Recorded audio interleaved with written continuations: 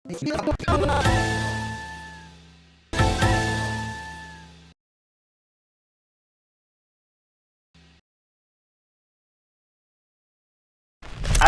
warahmatullahi wabarakatuh. Kita kembali lagi di Guru Besar.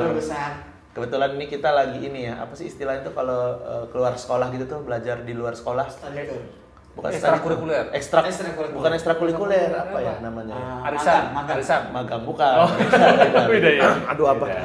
Udah lah, oke kita cancel episode ini. Udah selesai nih. Belum. Wah, kita sebuah kehormatan nih Bang Icoy, kita bisa hadir ketemu sama Mas Aji yang ngajakin saya kan kemarin konten. Ya. Terus Mas Aji boleh nggak kalau kita juga ngobrol-ngobrol? Tentu boleh. Makasih ya Mas Aji ya. Makasih. Udah selesai nih. Belum. Ini Mas Kicu. Masih kecil Mas, kebetulan di sekolah saya suka naruh makanan di kantin. Makanannya biasanya apa tuh Mas? Keripik monyet. Keripik boy. Nah gitu lah Mas ya. Sangat kaget ya Mas. Sambilannya nitipin keripik monyet. Cuma keripik yang bentuknya kayak monyet Mas ada. Ada. Saya menciptakan monyet tuh. Enggak, biasanya ada kadang-kadang dia itu makan keripiknya keripik biasa Mas. Keripik biasa. Cuman karena dia lagi marah monyet gitu. Oh, jadi keripik monyet itu ya. Jadi keripik monyet. Yang bikin Ada makanan khas kantin Mas. apa tuh? Rendang nyamuk ada. Rendang nyamuk. Pernah. Iyain aja dulu. Nyamuknya segitu, rendangnya seberapa ya? Ya makanya saya juga nggak tahu Mas. Saya juga baru ketemu ini kok tadi di jalan Mas sama dia. Itu beda sekolah berarti Sudah sekolah. Cuman saya karena dia sekolahnya bagus jadi saya ke sekolah dia. Oh, ikut sekolah. Enggak, ini dia ketua OSIS sebenarnya Mas. Ketua OSIS, Mas. Aku wakilnya gitu. Cuman dia kurang berkompeten sebagai wakil OSIS. Oh, karena apa? Ide-idenya nggak meliar gitu. Oh. Didinya terlalu liar. Nggak meliar. Oh, nggak meliar. Loh, malah Bisa terlalu Mas. liar. Oh, ini sekolah lain. Sekolah lain. Sekolah lain. Biasa gampang. Canda mulu. Kasih lagu lah buat Mas. Kasih lagu dulu. Mas santai Mas ya. Santai aja Mas. Ini, Mas. Santai. Ya, ada gitarannya ya.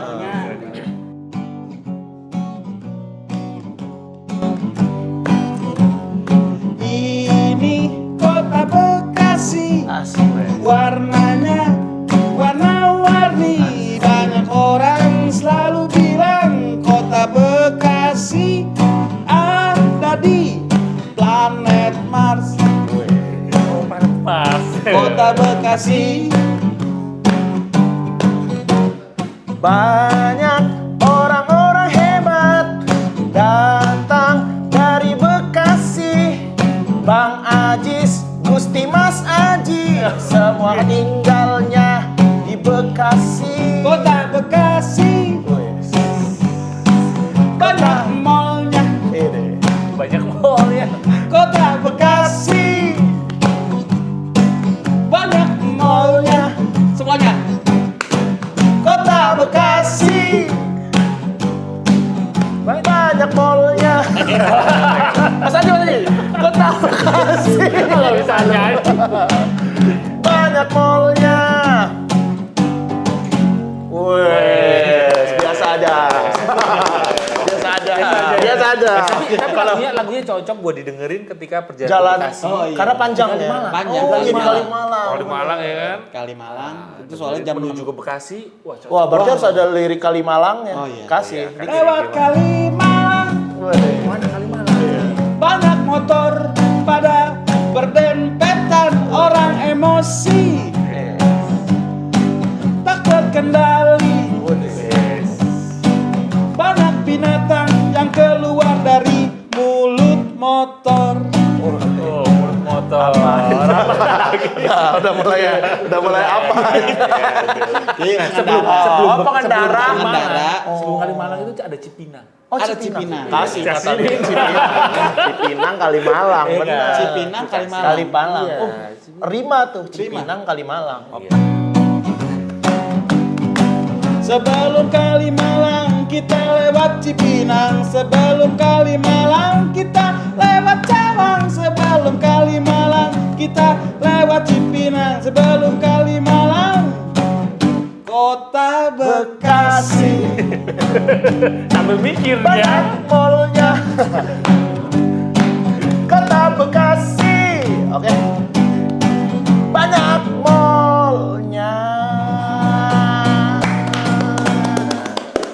aja Mas acaranya Mas. Oh gini ya. Seru ya. Nggak tahu juga seru apa enggak. Kalau dari viewer sih nggak banyak. Berarti nggak seru-seru amat ternyata. Cuman kitanya happy. Yang penting kan itu ya Mas. Iya, yang penting gitu. Gitu nggak sih Mas? Yang penting kan kalau dari sisi psikologis itu yang hidup itu yang penting kita happy atau apakah dengan happy itu udah benar-benar secara kejiwaan kita bagus Mas? Ini ngomongin konten ya, maksudnya ngomongin tentang bersosial media dan sebagainya gitu ya? Enggak juga sih. Enggak juga semuanya. Maksudnya semuanya, maksudnya ya apakah dengan happy itu sudah menunjukkan kejiwaan kita baik atau sebenarnya ada sesuatu yang disembunyikan gitu dalam diri kita. Karena kan kalau tadi yang kita ngobrol tuh kan, yang sebelumnya kan komedian tuh kadang-kadang menyembunyikan sesuatu juga kan. Happy itu sendiri kan belum tentu gini. Perlu bedakan dulu antara happy, bahagia dengan gembira. Karena dua hal yang berbeda gitu. Kalau gembira kan lawannya sedih ya. Iya. Ya, gembira, ketawa, sedih kan nangis gitu. Bahagia itu beda dengan gembira. Kalau kita bisa tidak terlalu serakah menginginkan gembira, kan kita hidup ini kadang pengen gembira terus gitu. Padahal kan emang nggak bisa, juga, ya nggak bisa. Tetap aja ada sisi sedihnya kan. Nah, ketika kita bisa berdamai dengan gembira yang sementara dan berdamai dengan sedih itu juga ada waktunya, itulah baru yang namanya bahagia gitu. Wah, keren. Ya, sehingga itu dua hal yang berbeda. Karena seringkali banyak orang yang beranggapan gembira itu bahagia. Sehingga justru, wah pokoknya aku harus gembira terus, harus ketawa terus. Party gitu. terus, setiap hari. Apa begini apa? Begini jangan. Kacau nih.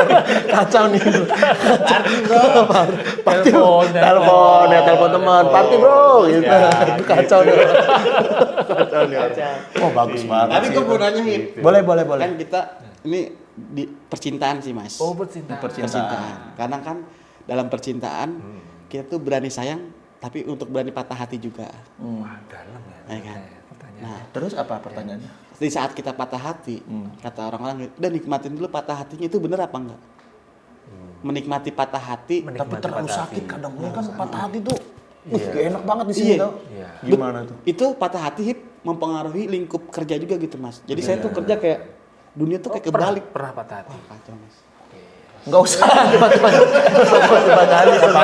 Ada teringat lagu. Apa-apa nyanyi apa? Lagu yang ini ya mengiringi dulu Mengiringi. waktu Jadi ini. setiap Waktu perjalanan pacaran. tuh memori saya tuh kebangkit gitu Mas. Kayak pernah kita lewatin jalan Sudirman. Jadi ingat Sehingga, dia. ya kan?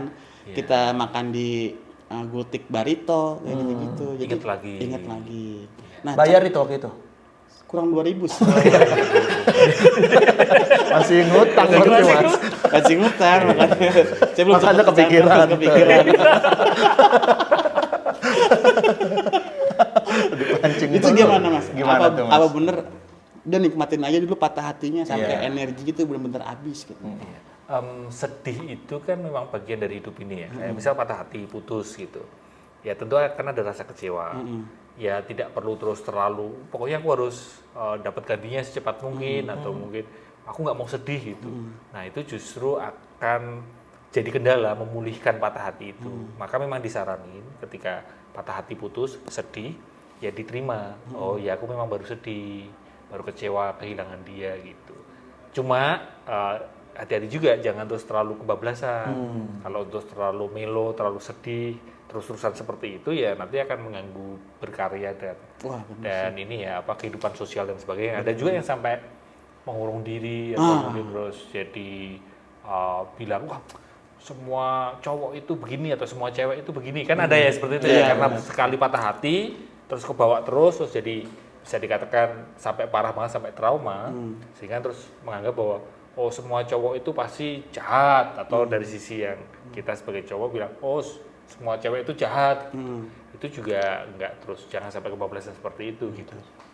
Berarti boleh nikmatin sedihnya cuman harus tahu takaran yang pasnya gitu mungkin ya. Iya karena memang Nah, tapi tuh kadang-kadang kita nggak pernah tahu takarannya itu semana tuh dan Iya. apa yang harus kita lakuin termasuk juga lingkungan si orang ini apa sih yang harus dilakukan karena kadang tuh kalau terlalu overthinking bahaya kan tadi maksudnya ke karya mungkin ke kejiwaannya juga.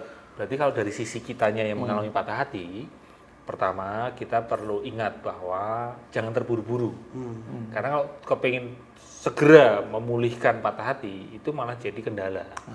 Sehingga ya ngalir aja. Lalu yang kedua, kalau memang dikunjungi rasa sedih atau ada ingatan muncul lagi, ingat satu hal ini ya, bahwa segala sesuatunya itu sementara. Ketika ada rasa sedih muncul, ya rasa sedih ini sementara. Ya, selang beberapa waktu dia akan hilang. Ingatan juga gitu ya. Muncul, wah kok inget dia ya, tiba-tiba ada coffee shop atau dengerin lagu gitu. Ya, Itu waktu pernah. waktu aku patah hati Mas, naik motor Lewat pakai helm coffee shop. dengerin Dengerin lagu. Lascal. Itu di dalam kuping apa di luar helm? Aduh, helm. pakai itu ya. Cuma ada cis. Jadi nggak kedengeran. Pakai yang besar itu. Iya. Naik motor nih. Dengerin lagu Lascal kan. Kau membuatku. Wah, itu air mata keluar, Mas. Jadi semakin beatnya kenceng nih, gas semakin kenceng juga. Wah, ternyata ini patah hati yang kurasakan gitu kan. Jadi air mata gue tuh ke belakang gitu. Terbang. Terbang gitu, Mas. Oh, Jadi kayak api di itu ya. kayak api gitu. Jadi sampai ada Gojek, sampai ada boleh numpang cuci muka enggak kan? Ya Allah. Ya Allah. Boleh Pak, silakan, enggak apa-apa sebelah. Maaf ya Mas. Ya nggak apa-apa. Karena mau di jalan ini. tapi boleh kan kita patah hati denger lagu yang melo-melo gitu, tapi nggak boleh kelamaan gitu, Ya Mas. jangan terus terlalu menikmati Patah hatinya tadi ya. hatinya. Tadi baru 2 kan soalnya kan Mas. Iya, iya kan. Ya, karena kalau terus menikmati terlalu mendramatisir itu juga nggak sehat. Kan itu tiba-tiba aja kalau nggak sengaja dengerin atau tuh jangan terus dengan sengaja dengerin itu malah terus terlalu menyiksa diri kan. Jadi kalau nggak sengaja tiba-tiba lewat coffee shop atau lewat tempat yang dulunya tempat pacaran atau tiba-tiba dengerin itu, ingat, oh ini sementara gitu. Kondisi batin ini, kondisi hati ini itu sementara gitu. Memang di waktu itu, di waktu mengalami itu kan kayak, oh sedihku ini bakal selamanya ini. Padahal selang seminggu, bahkan mungkin selang beberapa hari, ternyata juga Udah makan kerang hijau lagi kan Mas Teh? Udah sih. Udah happy lagi makan kerang hijau. kenapa kerang hijau ada Dia bikin dia happy kalau makan kerang kerang hijau. hijau. Oh gitu. Lobster Jadi nggak suka. Ya, Apalagi sama itu, jadi dua itu yang perlu kita ingat ketika kita di posisi yang patah hati. Kalau kamu tadi kan bilang lingkungan ya. Ya, lingkungan apa tuh yang harus dilakuin? Kadang-kadang kan ada orang tuh yang bener wah, stres banget. Habis itu lingkungannya juga nggak tahu nih dia gimana ngatasinnya. Karena kan kita pengen membantu juga kan. Nah, kadang-kadang kita nggak tahu ilmunya tuh Mas. Kita sebagai temen ya, kita punya temen yang patah hati itu. Misal kamu patah hati. Iya, patah hati atau sedih ya ini ya, sedih misalnya. gitu. Nah kita temennya gitu. Nah sebagai temen ini ke kamunya ya jangan terus, ayo pokoknya harus segera ikhlas atau mungkin ayo segera gembira gitu. Iya, beri ruang si Hifsi ini untuk Ayo sarkem gitu. Beli itu bakmi, beli bakmi. Ya. jangan Wedangan kan di seberangnya ada gitu. masih ada. Astagfirullah. kopi jos. Kopi jos. Ya, sorry Mas lanjut. Tapi boleh kan untuk ke Doli. Udah tutup. Kan di situ ada makanan enak. Oh iya. Kuliner juga ini. Kuliner juga ada, Mas. Iya, temennya nggak boleh langsung gitu juga boleh ya. terlalu terus. Ayo pokoknya segera gini. Justru di momen kamu sedang bersedih atau orang atau temanmu itu sedang bersedih, dia itu butuh teman kan, butuh kita temani dia sedang bersedihnya gitu. Bahkan ada kalanya gini loh. Berarti diem aja tuh Mas atau gimana? Bisa diem aja atau bisa juga nanya, sekarang yang kamu butuhin apa gitu. Jadi bukannya terus kita sok tahu, oh dia baru sedih gitu, oh kamu baru sedih, kelihatannya, nah ini kan asumsiku kan, kelihatannya dia butuh ini deh atau dia kelihatannya nggak seneng deh dengan sedihnya itu, kepengennya segera gembira gitu. Iya. Lalu dengan sok tauku aku langsung mengajak kamu tuh, ayo gembira, yuk segera gembira. Padahal kan belum tentu yang kamu butuhin. Sehingga justru ditanya, kamu sekarang ini baru butuh apa? Kalau sekiranya bisa aku bantu, kasih tahu aku ya. Gitu. Atau justru atau yang kedua ya, kita sebagai teman memvalidasi emosi dia. Gitu. Contohnya gimana? Memang pacar itu nyebelin sih. Gitu. Oh gitu. Iya, dengan omongan-omongan seperti itu. Gitu. Itu membantu ya Mas ya? Iya, kayak memang hidup ini memang ginilah, banyak kecewanya gitu. Jadi, tapi nggak boleh ada temennya gitu. Pacarku baik gitu. jangan malah. Gitu. Jangan malah dia kasihan. Soalnya anak komik gitu Mas. Semakin dia sakit Lu yatim ya gitu. Ibu saya baru meninggal Mas, dibilang yatumania katanya gitu. Ya Allah, emang anak beda nih, anak stand up boleh nih. Tapi kalau di konteks tertentu, kalau itu memang sudah pertemanan seperti itu Iya, yang dekat banget dan emang itu konteks bisa seperti bisa. itu. Kan itu sebagai tanda ditemenin kan. Iya, Nah, di benar. konteks teman-teman komedi kan itu, itu memang cara dia untuk menemani diriku, yaitu dengan ngecengin aku itu, dengan Iya. ngejek aku. Ya itu fine aja. Ini aku pernah ceritain juga sih di stand upku nih, anak stand up nih ya itu. Tapi ya betul itu bentuk menemaninya. Jadi ibuku waktu itu baru meninggal dan selang seminggu atau apa tuh kita kayak karaoke di Inul Vista gitu. Karaoke bareng teman-teman, bukan karaoke yang aneh ya. Ini. Ada Yusri, Yusri ada nggak ya? Ada Bang Bene, ada Muslim, Benny nggak kita aja, kita males. Pokoknya adalah beberapa gitu. Terus udah, pokoknya ya itu aku mau lah karena ya udahlah biar healing lah, maksudnya biar merilis refreshing gitu kan. Udah akhirnya ke situ nyanyi, tahu nggak Mas, di tengah-tengah aku diputerin lagu apa? Bunda. Bundanya potret ya? Oh, Bunda. Wah, kurang ajar nih. Udah tuh aku keluar tuh Mas, wah kurang. Karena masih sedih banget aku keluar gitu kan. Aku ngerasa ya mungkin nanti lagunya udah selesai gitu kan. Udah aku dari toilet tuh kan udah ada berapa menit nih. Udah aku balik lagi. Di dalam karaoke, di pause masa berkali. Aku masuk di play lagi. Ya, tapi itu mungkin bentuk menemani orang beda-beda. Itu cara-cara kalau anak-anak stand up ya begitu. Ya, karena gini, kalau kita ngelihat teman kita ya, itu kan mereka sebenarnya tidak ada terus yang niatan, wah, aku beneran kepengin agresif gitu. Mereka kan tentu punya niat baik gitu, ya kan. Ya kita perlu mengapresiasi lah, maksudnya.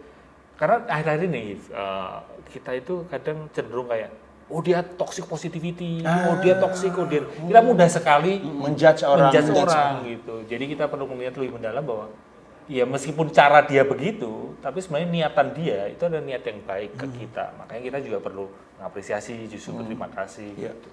Ya.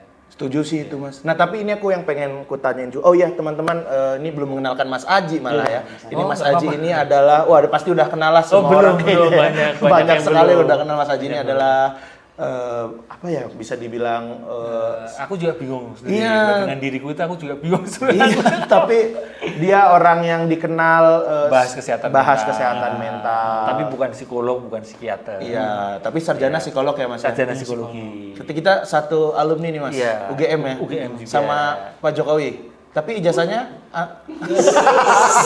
kita lagi aja.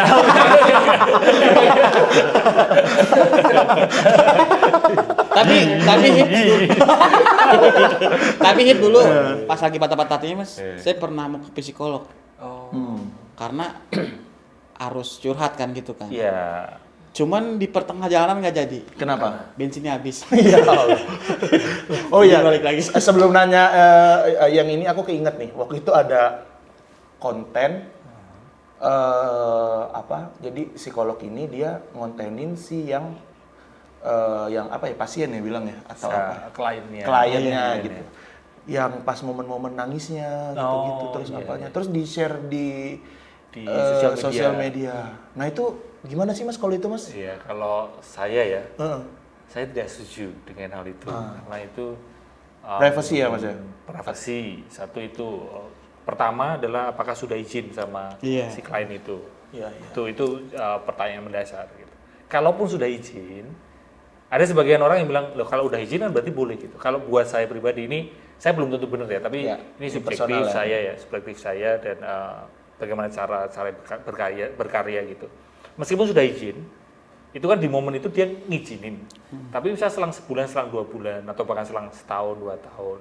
Bisa jadi kan dia ada rasa nggak nyaman ketika momen nangis itu di share di sosial media gitu. Sehingga saya sendiri lebih memilih untuk tidak mendokumentasikan, apalagi share di sosial media.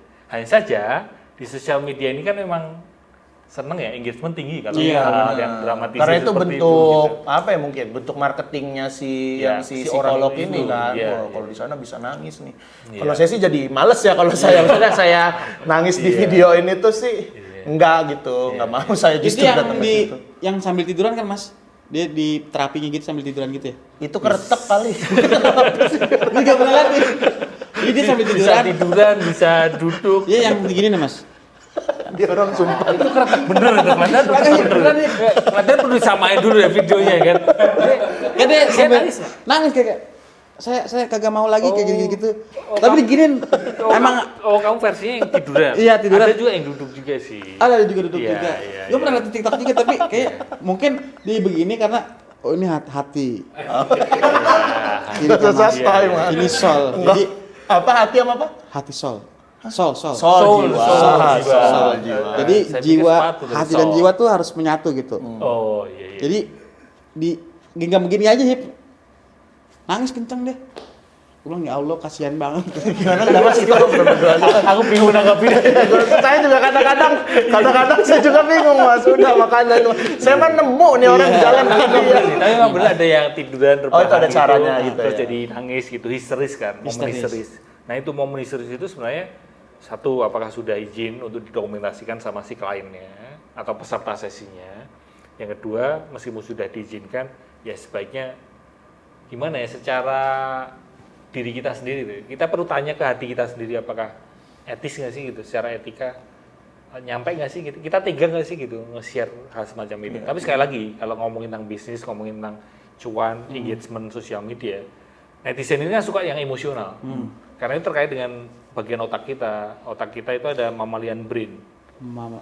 otak sapi. Jadi otak kita itu ada tiga bagian yang mungkin ya banyak bagian, tapi mungkin dalam konteks ini ada 3 fungsi. Fungsi pertama itu reptilian brain, Reptilian. itu otak kadal. Kadal. Iya, otak kadal itu seperti kadal, seperti reptil. Oh iya, Mas. Kita manusia punya otak seperti itu, di mana kita fight or flight. Kalau misal ketemu sesuatu atau mengalami momen tertentu gitu, wah takut flight, atau aku berani nih, hajar aja gitu. Jadi respon kita hanya fight or flight tanpa mikir, tanpa Oh itu mempertimbangkan. otak reptil Mas. Itu otak reptil. Jadi makanya kalau kita punya teman kita yang cenderung reaktif, isinya dia fight or flight, udah kayak kadal. Wah, reptil. Kayak kadal. Iya benar. Yang kedua mammalian brain. Mamalia benar. Mammalian brain itu otak sapi. Kan mamalia kan sapi. Iya. Ini adalah otak baper. Oh. Otak yang gampang tersentuh oleh emosi. Netizen, kita menikmati sosial media, nonton film, drakor, sinetron dan sebagainya. Kan kita terlatih untuk itu. Kita gampang sekali digerakkan oleh emosi kita. Makhluk emosional. Nah, kalau teman kita yang baperan, itu kayak sapi. Ya, mamalia. Saya tuh baperan. Nah, yang ketiga ini Lu sapi. Bukan otaknya doang. Kan dibahas. sumpah gitu. Yang ketiga itu Undur-undur. Jadi mundur terus. Otaknya mundur terus. nggak pernah Nggak pernah berpikiran maju. Bener. Emang ada pas otak undur? Bercanda, saya bercanda Mas. Ya. dibahas. Roll of three aja nih mah bercanda. Yang ketiga itu aku baru nyari punchline-nya sih, tapi Nggak usah, nggak usah. udah ya. Tugas saya biar udah tugas saya aja tuh Mas. Yang ketiga ini otak manusia sebenarnya, neokortex di bagian depan. Jadi tadi belakang reptil sini ya. Ini terus agak naik sini. Nah, yang paling depan ini neokortex. Neokortex. Neokortex prefrontal, otak kita di depan sini. Itu otak manusia di mana kita mempertimbangkan, memilih dengan bijak. Jadi sayangnya dari 3 otak ini yang jarang kita latih justru otak yang terakhir. Kita sangat terlatih untuk fight or flight seperti kadal, baperan seperti sapi, mamalia. Tapi untuk berhenti dulu, kita berpikir sejenak, mempertimbangkan kebijaksanaan seperti apa, itu jarang kita latih. Oh itu yang neokortex Mas? Iya, neokortex. Latihnya otak gimana manusia. berarti Mas? Dengan berhenti sejenak, pause, meditasi, ya, itu dengan belajar, dengan membaca buku, menambah wawasan, ngobrol dengan orang yang berbeda bidang, itu kan menambah sudut pandang kita kan. Betul.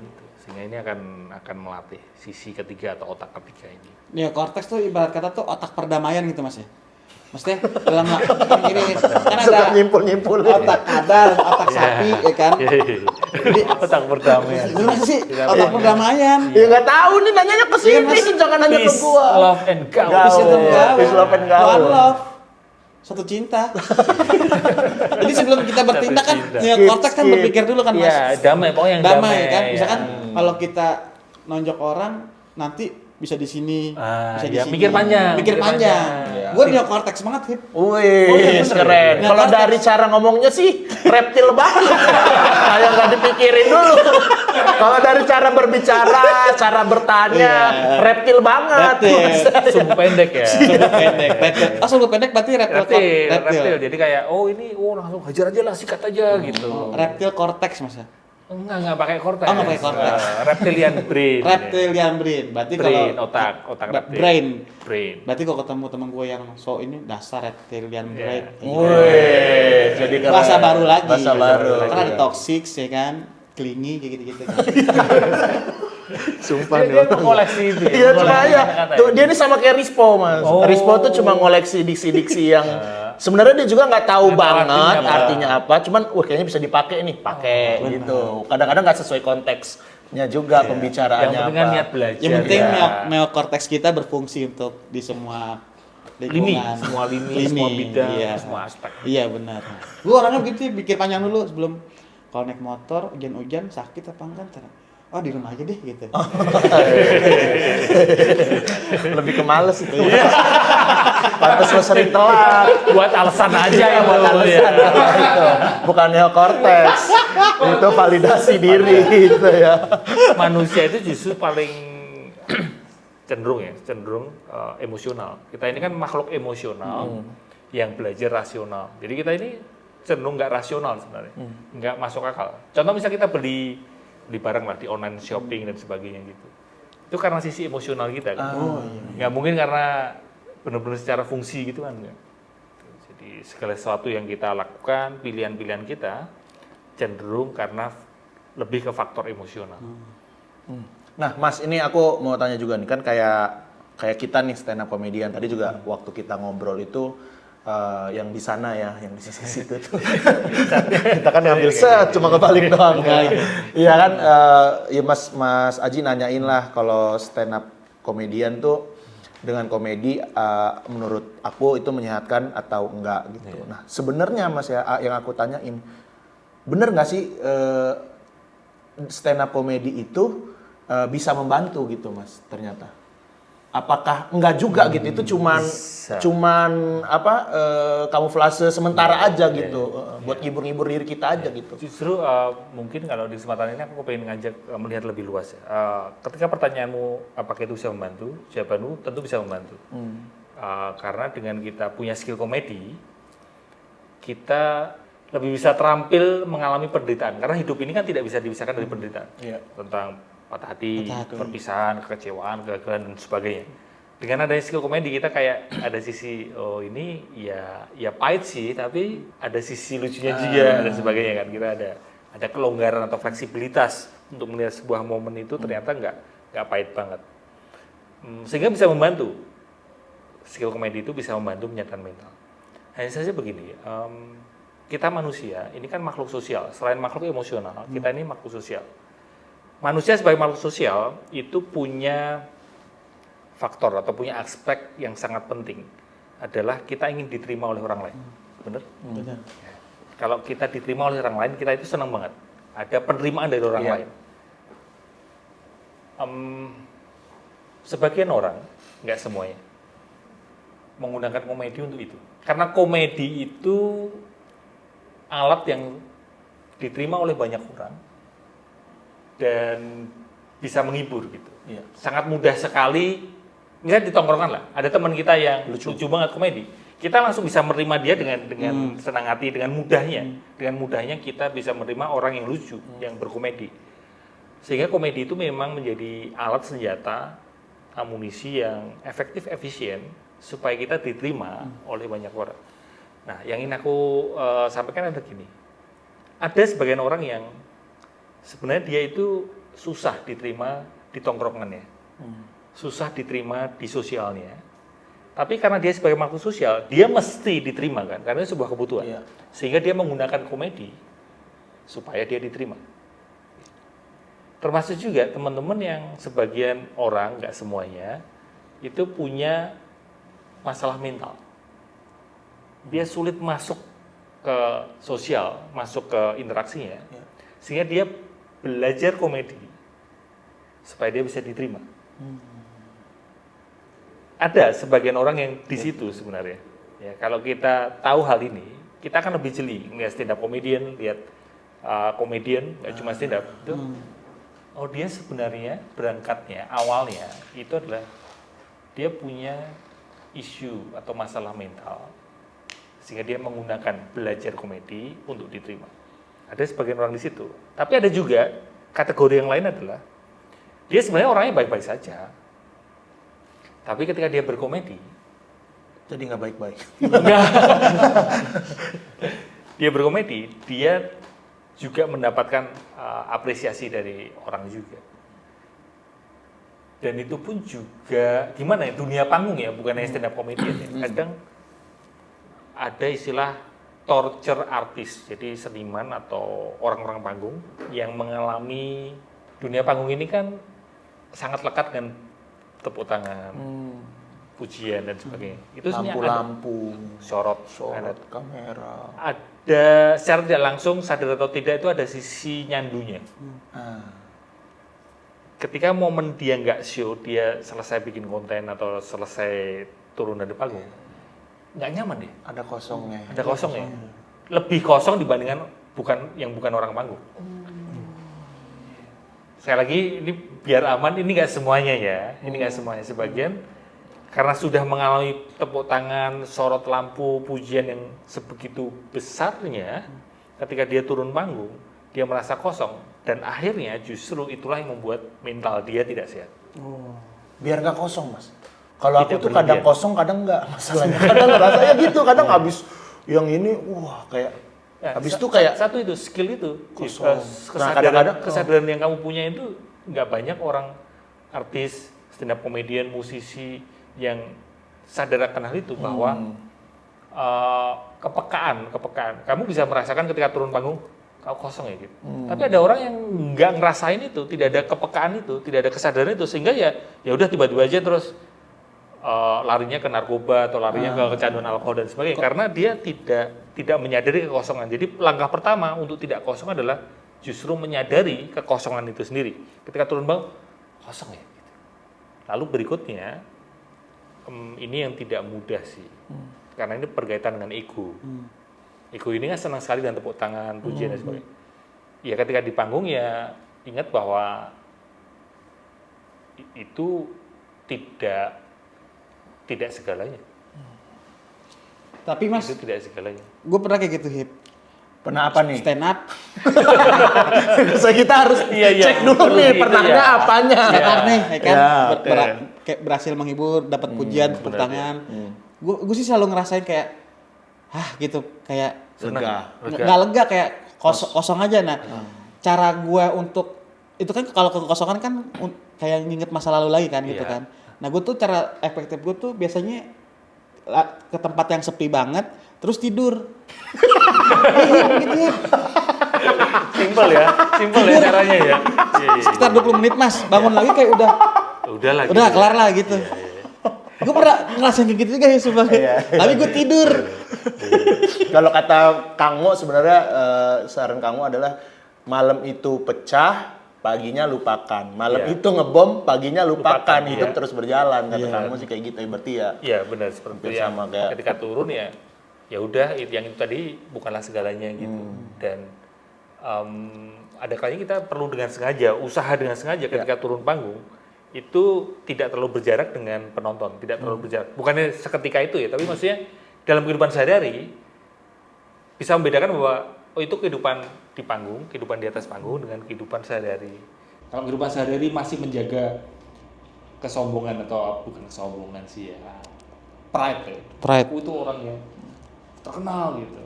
Iya, itu akan mudah sekali terkena star syndrome. Star syndrome. Astagfirullahaladzim. Ya, Ini jadi pertanyaan terakhir mungkin ya Mas. Ini udah. Mas sebenarnya saya masih pengen panjang tapi kan panjang. Mas Aji pengen ada ini kan. Jadi terakhir nanti kapan-kapan kita ketemu lagi ya Mas. Ini kadang-kadang tuh kan kalau aku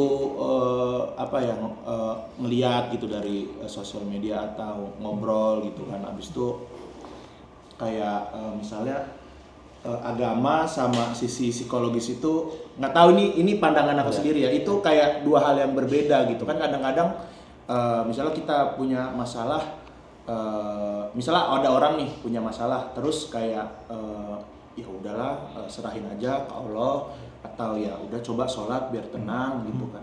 Nah kalau menurut aku itu bisa membantu secara sisi psikologis, tapi buat beberapa orang tertentu gitu yang aku dengar selama ini, oh ya harus bedain dong agama kejiwaan. Tapi kalau menurut aku tuh kadang-kadang baliknya ke sana lagi. Kalau aku pribadi ya Mas, ini nggak tahu ya, makanya aku pengen nanya ke Mas Aji gitu. Kadang-kadang tuh setelah kita punya masalah ya emang agama itu ya membantu gitu ya kita kayak ya rasa sabar, terus kayak akhirnya kayak kan kalau di Islam kayak ada sabar, nerima dengan keadaan yang kita itu, terus juga termasuk sholat kan, kalau ada aktivitas sholat gitu di momen tertentu itu membantu aku gitu. Nah kalau menurut Mas Aji gimana nih dengan pendapat yang ini Mas? Dulunya aku melihat kesehatan gitu ya, ngomongin kesehatan itu hanya satu aspek, itu kesehatan fisik tok, itu kesehatan fisik aja. Tapi setelah saya belajar, ngeliat, dengerin cerita banyak orang, kesehatan itu terbagi menjadi 4. Fisik, mental, jiwa itu, sosial, yang keempat spiritual. Sehingga ini jadi 2 atau 4 ruang yang berbeda. Kalau ngomongin mental dan spiritual, ini 2 ruang yang berbeda. Tapi ini kalau dilihat lebih luas atau lebih dalam, ada 4 ruang yang berbeda. Cuma ini mah saling berkaitan, berkesinambungan. Jadi kayak apa ya? Dalam satu rumah ada 4 ruangannya gitu. Atau kayak jari-jari ini kelihatannya beda-beda tapi sebenarnya dalam satu keutuhan gitu. Nah, 4 ruang itu tadi, 4 aspek itu juga seperti itu. Karena gini, bisa terjadi loh, spiritualnya sangat sehat, mentalnya itu nggak oke. Ada sebagian orang yang kelihatannya secara sosial itu dia memang spiritualnya oke banget gitu. Oh bahkan ini jadi guru spiritual dan sebagainya. Tapi secara mental setelah ditelusuri ternyata juga nggak sehat. Bisa juga kesehatan fisiknya oke, sosialnya nggak oke. Sehingga ya bisa gitulah dinamikanya. Nggak bisa terus, oh kalau kesehatan mentalnya sehat maka 3-tiganya pasti sehat. Nggak bisa juga. Oh kalau kesehatan fisiknya sehat, perutnya six pack gitu. Pasti dia kesehatan sosialnya bagus. Pasti rajin sholat tuh dia. Nggak bisa juga seperti itu kan. Jadi kalau six pack, jidatnya hitam. Jadi itu kan jadi hal yang berbeda gitu. Tiap ruangannya gitu ya. Tapi gue mau nanya sekali lagi. Boleh. Kalau tapi nggak dijawab nggak apa-apa. Boleh dan sekali lagi. Kalau yang mood swing Mas. Mood swing, dia tahu juga mood swing. Keren. Swing. Nah gitu tuh. Tahu. Kalau yang mood swing Mas, kan kadang kan misalkan pasangan kita mood swing nih. Di setiap keadaan kondisi itu selalu kita nggak bisa ketebak kan. Kalau perempuan kan nggak bisa ketebak harus maunya apa dan gimana kan. Nah cara ngatasinnya gimana tuh Mas? Kan kalau batu ketemu batu kan pecah gitu. Dia punya pacar muslim ya? Enggak tahu. Enggak sih pengen nanya sih Mas. Belum punya pacar. Dulu kali. Seandainya. Kalau batu ketemu batu pasti pecah kan. Iya. Nah caranya gimana biar kita tuh bisa cover mood swingnya dia gitu. Cover mood swing. Kayak jok ya. Jok di cover. Memang kitanya yang punya pasangan mood swing ya, memang kitanya perlu fleksibel gitu untuk tahu dianya seperti apa. Karena memang yang namanya berpasangan, pernikahan itu nggak mudah ya. Karena ini 2 orang, karakternya beda, kecenderungannya beda. Backstory-nya beda, masa lalunya beda, trauma pada waktu masa lalu pada waktu kecil, pola asuh orang tuanya juga beda-beda. Jadi memang perlu menyesuaikan. Kalau punya pacar yang mood swing, ya kitanya kayak, oh ini waktunya aku perlu ngerem dulu, aku perlu ini. Oh ini baru gini, aku perlu bisa gini gitu. Tapi di satu sisi, yang mood swing ini juga perlu tahu diri juga gitu. Oke, boleh kamu mood swing gitu. Tapi ya jangan terus kebablasan, terus kayak memanfaatkan, aku ini memang orangnya mood swing kok. Ya kamu harus ngikutin aku dong. Nah itu kan juga nggak oke. Jadi makanya yang namanya pacaran, berpasangan, relasi itu kayak nari gitu. Oh yang satu gini, oh berarti yang satunya mesti gini. Oh ini gini, ini gini. Oke. Luar biasa sekali nih hari ini ya. Keren sekali Mas Haji. Pengen Semoga kita ngobrol sampai 24 jam sampai pengen banget cuman ya Mas Haji. Sebenarnya aku pengen nanya, kamu kan suka sepak bola kan katanya? Dia suka sepak bola. Suka kan? sepak bola. Iya kan? Gimana kemenangan ini? Kemenangan Arsenal. Mukti ya kan? saya sumpah nggak ngerti sama sekali Mas. Nggak ngerti sama sekali Mas Haji.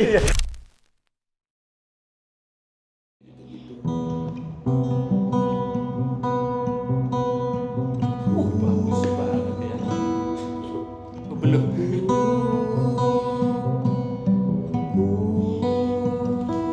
Sore hari pun datang, aku berpesan, jangan kau pernah menolakku.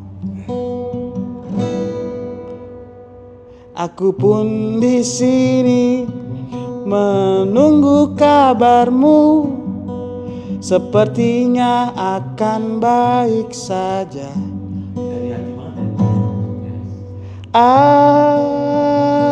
Aku menunggu,